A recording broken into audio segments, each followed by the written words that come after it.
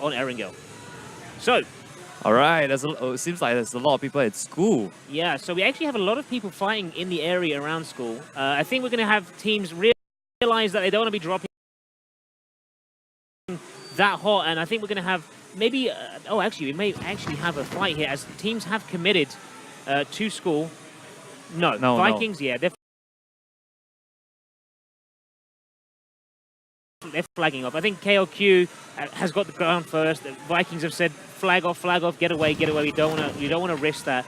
And it's actually quite interesting because the reason why I actually wanted to stay with Aerowolf is because these guys, they are in the lead currently. They are the team that are, in first place, have an absolutely insane cushion. They could theoretically play very passive for the rest of the day, just ensure high rankings and do well overall. But instead, they've actually elected to come to Pachinki, which is, a very hard place to hold with just 4 members. And if they get challenged, it may actually be a case where, if one team member gets picked off, it might be where they have to fight 1v4, 3v4, 2v4. So many different scenarios that they may come into when it comes to taking Pachinki this early. So I guess what they should do is to loot as much as possible and try to go into the middle of the circle. What do you think? Yeah, so I think that's an interesting strategy. They basically are looking to get as much gear as they can as possible. You mentioned it like that. But basically, they have to be careful because if they get greedy and stay in Pachinki for too long, they may find themselves in a scenario where, yes, they have the gear, but yes, they have what they need to win later on in the game, but they end up actually losing position, losing members, and ultimately having to fight late game with only 3 or 2 or 1 member. Right. So, Yasnaya Pollyanna empty right now in terms of competition for Tabashi and friends. They're a team that is doing pretty well in terms of consistency. They're currently, I believe, 1, 2, 3, 4, 5, 6, 7th in the rankings. So they're looking to secure decent loot, get comfortable for later on in the game, and ultimately maybe move out from Yasnaya, come south towards the main area. So yeah, lots of action to be had as this circle comes in. But for now, I'm expecting a very quiet early game. Right, because everyone seems quite spread out, except for the school area, I'll say. I think there's going to be a fight in the school area soon. I mean, it depends. There's no reason for a fight to happen here, unless one team wants to force the action.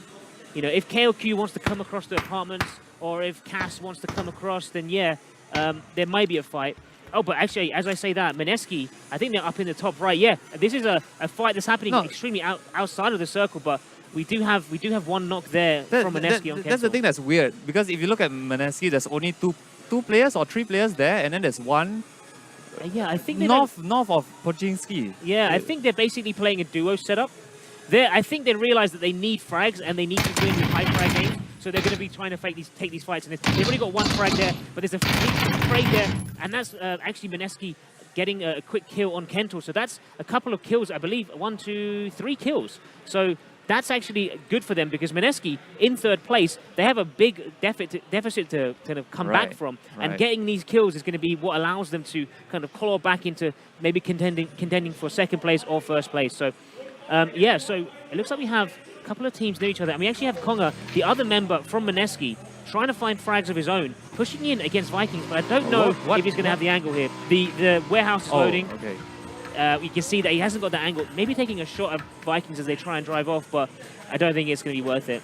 That's pretty interesting. I've never seen a dual setup on a squad before, but it makes sense. It does make sense. Like, they need to go all out if they want to get 1st place. Yeah, and that deficit, they're around 2,000 points behind Aerowolf. So I don't think, unless they can find Aerowolf, early game and stop them from getting any kind of points on the board, they need to be aggressive and either hunt Aerowolf, listen for shots, look at the kill feed, see if they can identify where Aerowolf are, or they need to play like they are now, which is hunting for frags and potentially getting points on the board that way instead. But you've got to be careful though, because that is a double-edged sword when it comes to hunting for frags. Yeah. That you might end up getting in a situation where you get 2 kills or 3 kills for free without losing anyone, but you might also be in a situation where you lose your entire team. So it is a double-edged sword for them. It's a high risk, high reward. Exactly. So we have just a little while before the circle starts to close in, 50 seconds to play with. Resurgence, you may notice that there's a few teams missing players for the moment. Right. But I think we're currently showing the schedule rather than the gameplay. It looks like we're getting back into game right now. There you go. Thank you for that. So Resurgence, so you won't see that we actually have only 3 players for Resurgence. This is because players were given sufficient time to get to the venue on time. Unfortunately, a few teams either had players unable to attend for the start of this game, or their player was unable to, get to the venue at all today. And one thing to note as well, we actually only have 14 teams competing for the rest of the day. That's because Malayan Raw have elected to drop out of the tournament as they were in last place with a score that didn't allow them to, I think, mathematically even get into the money. So fair play to them, but we'll be playing with 14 teams for the rest of the day. So Cass pushing up on foot. I think they may have identified where this drop was, and they may have realized that it's quite close. Let's see what they're going to be getting for their troubles as they come towards this area. It's an M249. Yeah, I mean, it's a decent weapon, especially when you're talking about squads. If you're holding an area, a choke point where vehicles come past, right, that M249 can do a lot of work. So we'll have to wait and see what they do with it, depending upon, ultimately, what their strategy is going to be later on in the game. So Georgia Pole may actually get interesting in terms of fights occurring as these teams have to rotate towards the circle. Does Team Shield decide to go towards the south and come in through ruins? Does Jex follow them? This is going to be an interesting storyline when it comes to actually basically migrating or rotating towards the circle. So, a bit quiet for now. KLQ. 1 member standing, Foresight over by the school. Okay, so for this kind of circle, where do you think is the prime location to be? Considering the flight path and everything like that. I think, considering that we had that flight path that went southwest to northeast, yes, center circle or Milta around this area is going to be pretty quiet. So if you're a team that wants to avoid confrontation and instead focus on taking control of the circle for later game, yep, going to Milta Power, these areas are going to be pretty empty. And then ultimately, as the circle closes in, you can even come over to these areas here, towards shelter just south of it, right, and ultimately take control of this compound and wait out movements of the next circles. So, circle is closing now. Saboteur 1 up near Severny, no action just there. It looks like Mineski, they followed that road straight down from Kameshki. They had that fight against Kental, wiped them out. They just moved down towards this area, going to be looting their way towards the circle. And ultimately, I think they're going to be waiting for the next circle and then decide where they go after that. Maybe even meeting up with Konga once the circle closes. I have to say, Konga is pretty ballsy. He's a big fragger for the team, you've noticed that. But yeah. Vikings, that's Buzztop, another good player themselves. Oh, yes, Boca is coming in. Yeah, I think this is going to be a bit of a transition now. We may have a fight between Cass and Vikings, depending upon where Vikings end up. But no shots landing. I think Konga's doing more to just distract them and keep them away from this compound rather than trying to actually, kill them off. Right. So, Vikings, they're going to be driving straight past Cass. Cass not looking for any angles here. So this is actually, I believe, a first-person perspective game. This is the 8th game from yesterday, so it would have been the final game of the day being played earlier today. So yeah, first-person perspective changes things up a little bit. Apologies, I was under the impression that it was third-person. So Zenetics pushing towards a compound that TNC is driving past, but it will depend upon what TNC decides to do. And it does look like they are not going towards the compound that TNC are at. Or are they? They have got out now. I think they're doing a bit of loot exchange, making sure that everyone has what they need. And not much in the way there. Team Shield taking a very long time inside the blue. They are not being rushed. Jex, they took the northern approach towards, but we do have a fight kicking off. It looks like Team Tamashi and friends sees Cass. Cass unable to use the MP49 now. Matui taking Lucia's shoes out as it looks like Jason trying to flank on the outside. So Tamashi and friends losing players. Knock for knock, grenade gets thrown. Does it make it round the corner? I don't think it has. So that's going to be Old Master safe for now. Grass Jelly trying to find the angle to get the res. And they are trying to get the res. Let's see. Let's follow this grenade in as it goes. Not going to be going far enough.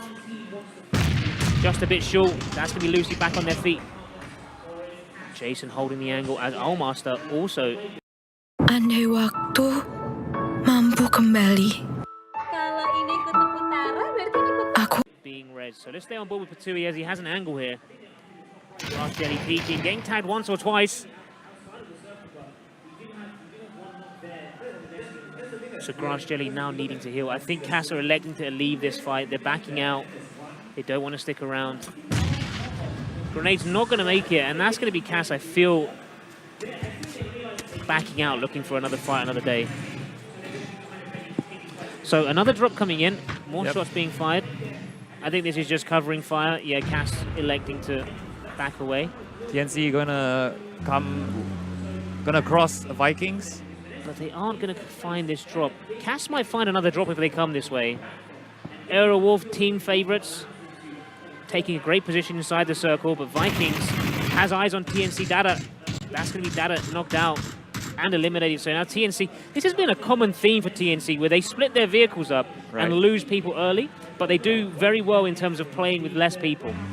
They do very well in taking that loss in their stride, moving to a better location, using the information they get for losing that player, and rotating away from their combat to secure a better location. Yeah, it seems like it because the person that died is only one person. It's only one member of TNC. Yeah, so we have Resurgence leaving the Millie Island, coming across the bridge. Oh, a little bit of a TK there as Chucky gets tagged by Zongo. Zongo, DJ taking more shots towards Brax. I don't know if these shots are going to connect. They are doing some damage, but Brax, I think he's going to get out and make it to cover. We've got to be careful because there's another member of Nani very close here. This is interesting because Resurgence was at military base, right? And they just crossed the bridge over. And you know why? You know why is that?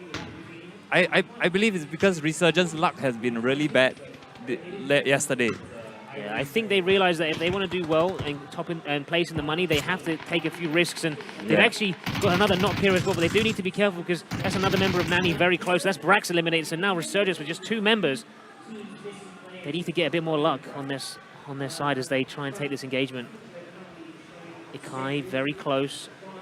They need to play as a team, and Aeon is the team leader. Needs to let his teammates know that that could be a beautiful grenade. Let's see this one as it goes out. Bounces, just over. If that connected, that would have been beautiful.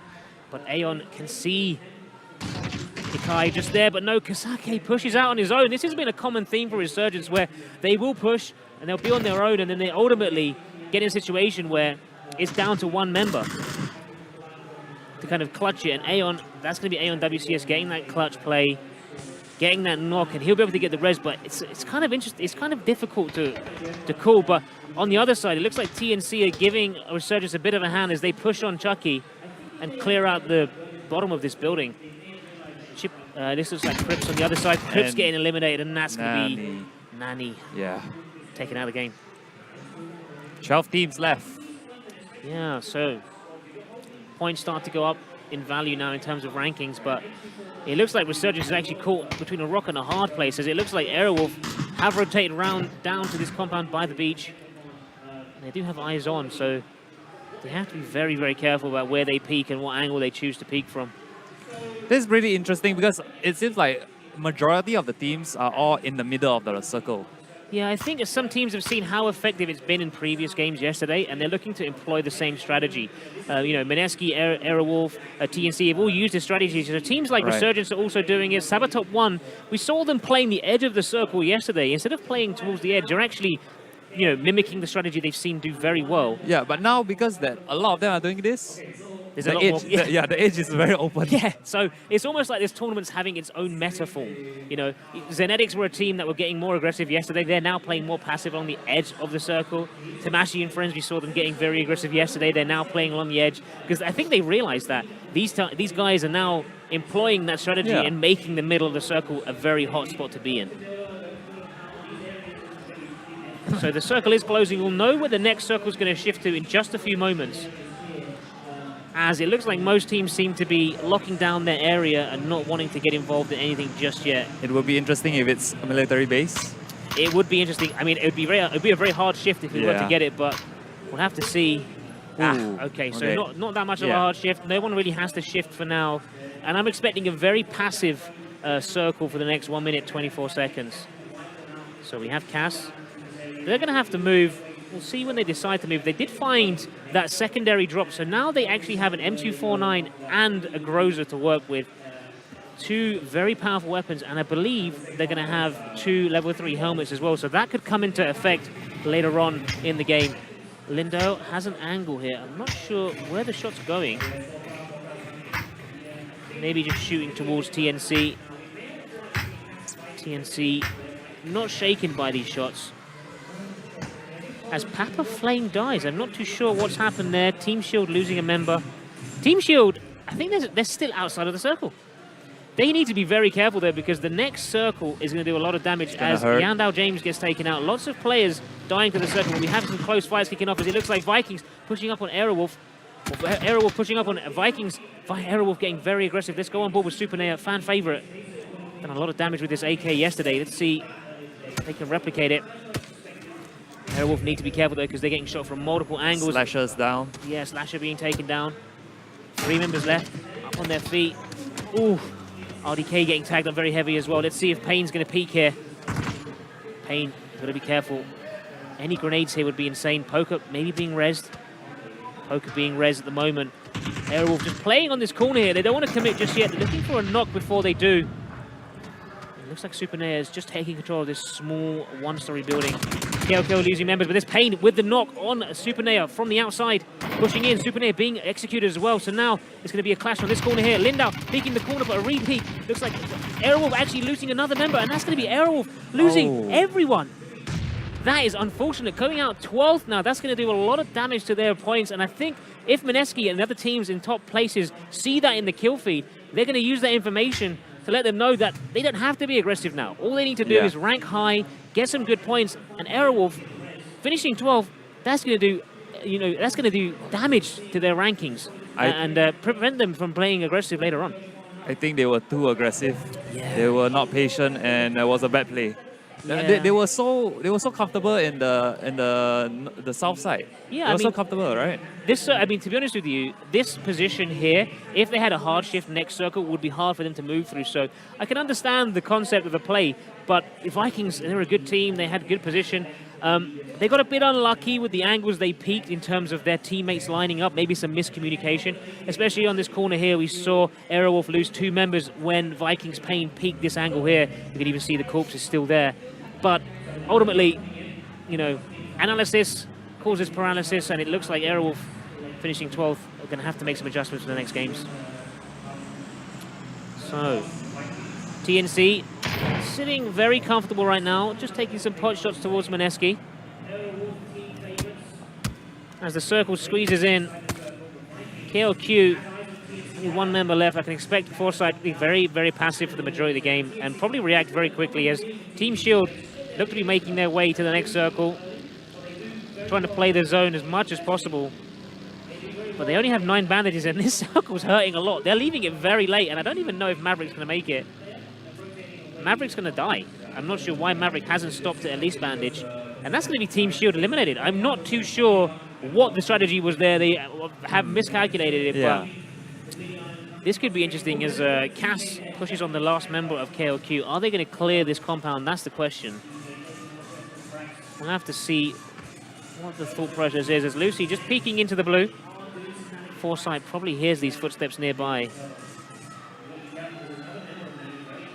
Foresight just edging slowly forward, not wanting to make a noise, because you can move slightly without making any noise whatsoever. But with 15 seconds left, this is going to be an interesting scenario if KLQ, last remaining member, Foresight, can actually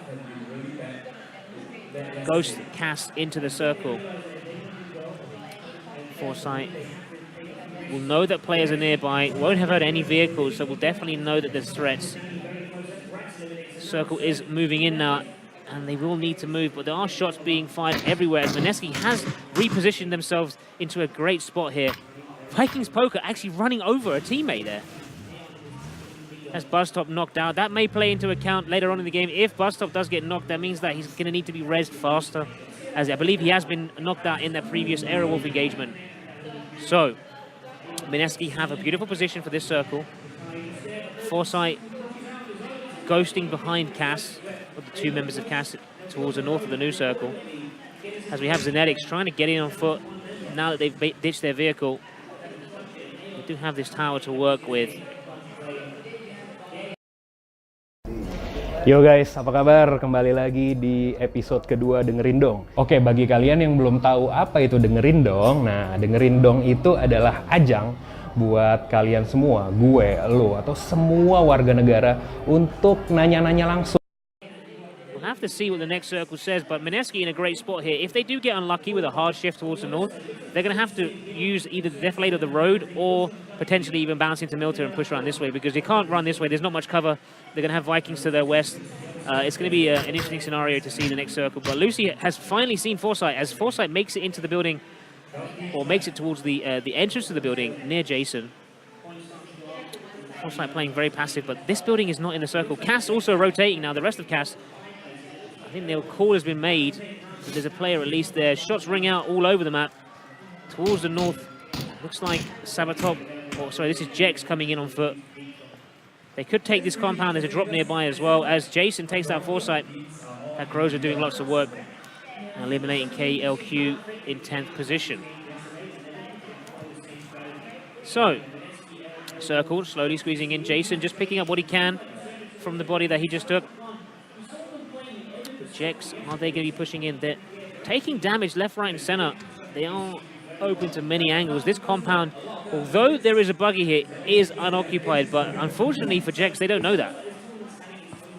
Sabatop 1 has eyes on these guys with that drop very close. Given the proximity of this circle, we're going to stay with Vikings for now, as it looks like CAS are going to have to push in.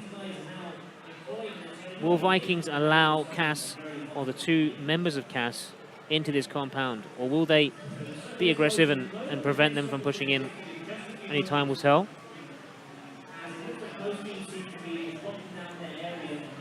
So at this stage of the game, what will be the best strat? The thing is, there's so many options here. I think this next circle is going to be The deciding telling factor, of right? what strategy is going to be the best play to make. But it looks like Jex are breaching this compound, so let's stay on board with them. There's no one here. I think they'll realize they wasted their smokes. But better safe than sorry, especially with those buggies parked outside.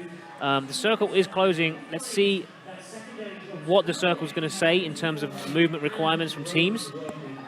Okay, Mineski in a great spot. I think, you know, if I was in CAS's position here, there's a lot of tree cover around this area. Taking trees could be useful, allowing them to play from the open fields. They do need to be careful of an angle from Tamashi and friends. But this tree seems to be a bit skinny, right? Yeah, the trees are skinny, but they don't really have any other options. Maybe crashing a compound.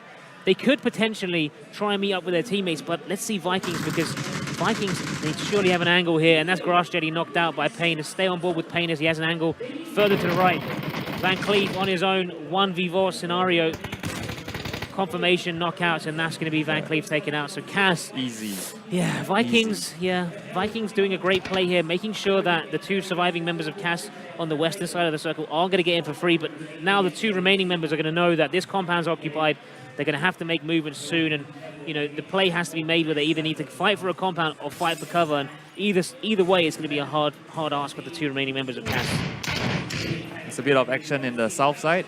Yeah, it looks like Timashi and friend have eyeballs on, as it does look like Resurgence are trying to rotate around with TNC, but TNC being shot from multiple locations. SP, SG knocked out, and now only two members remaining. Only one, the team captain of Hipster of TNC, that's Hipster D, up on his feet, using this deflate as much as possible to get inside. But now Resurgence, by taking these shots, have given their position away, and Zenetic's going to be covering this angle. Vikings driving in, maybe using these cars as cover. Have to see if TNC Hipster can get in. Hipster D just staying in deflate right now, trying to make sure that TNC position high in terms of the rankings. Resurgence out of their compound now, only having these trees and grass to work with. But you've got to be careful though, because these trees and grass down here won't be rendering for Jex or TF, so they do need to be careful about what angle they hold and where they go prone, given that information. So Mineski, very passive so far this game in terms of movements, but they've had a beautiful circle to play with in terms of their location. They've shifted from the position where Zenetics are at now take control of the center of the circle. And they've got very lucky with the last 2 circles, but that is an aspect of Battle Royale. That is an aspect of PUBG. You have to. That's the thing. Even if you get the middle circle or the prime for now, it doesn't guarantee you a win. No, it does not. But it does mean that you have to make the least amount of risks in terms of positioning, as we do have Cass and Jex very close to each other. Both teams are currently in the circle, but we'll have to see if either team decides to peek here. Cass with only 2 players can't be breaching buildings. Instead electing to try and see if they can get an angle here. It does seem like Cass have given the stacked players a combo in terms of keeping the players that have all the drop weapons and the level 3 helmets together. But as the circle shifts, Mineski in prime position to close out this game in terms of circle. We'll have to see if 2 teams decide to push in on them. That could cause a situation where, although Mineski are in a great spot positionally, if they are pushed from multiple angles, they're going to have to engage 2 teams or 3 teams at once. And if shots ring out, the push may come from other teams. So, shots ringing out towards Cass. Looks like Vikings and Mineski don't want to get in for free. Just 2 teams with angles on them. Let's stay on board with Vikings. As Jason gets a knock there, this could be the push.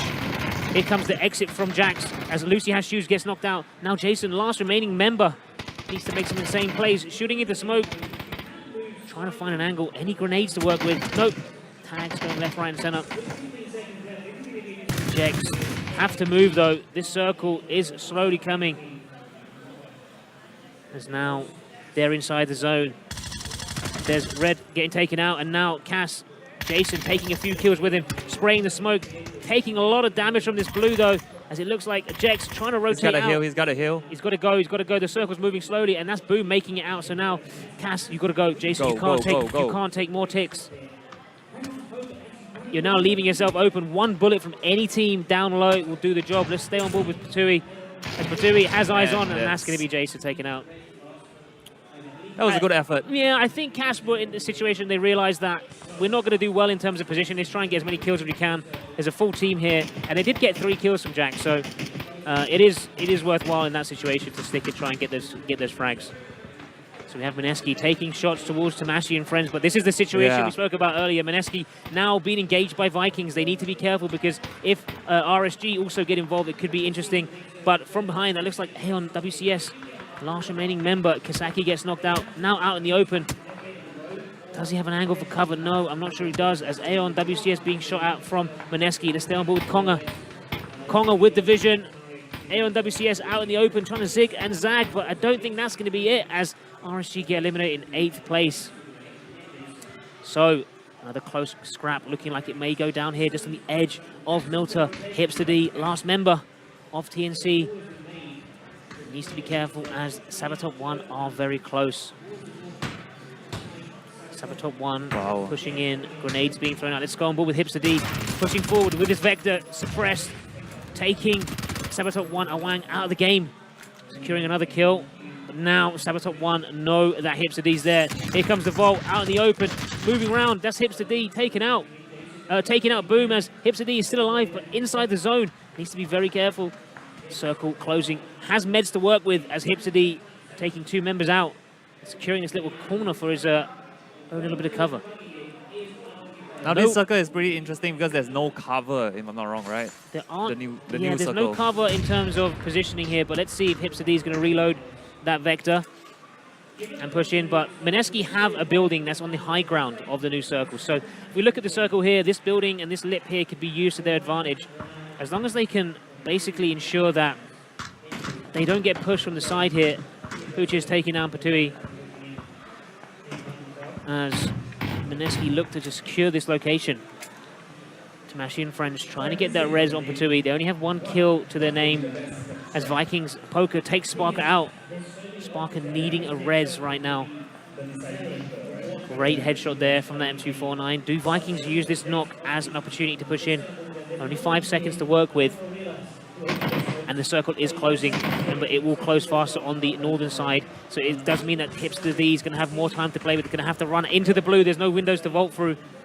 Sabatop 1 holding angles, smokes being thrown, pushing forward. Vector doing so much work, confirming the kill as well. TNC Hipster D doing so much work against Sabatop 1, taking 3 members out right now. And now TNC, oh no, unable to get that final kill. That's going to be a push now. Aside has to make it into the circle. We'll see if Fang can move further forward as well, as Zenetics need to be opening out in the open. As we have a push here as Mineski get pushed by Vikings. Bustop holding the angle here. See if Vikings can push in, taking unnecessary damage from the blue, having to push forward. Zenetics out in the open, that's Vikings taking.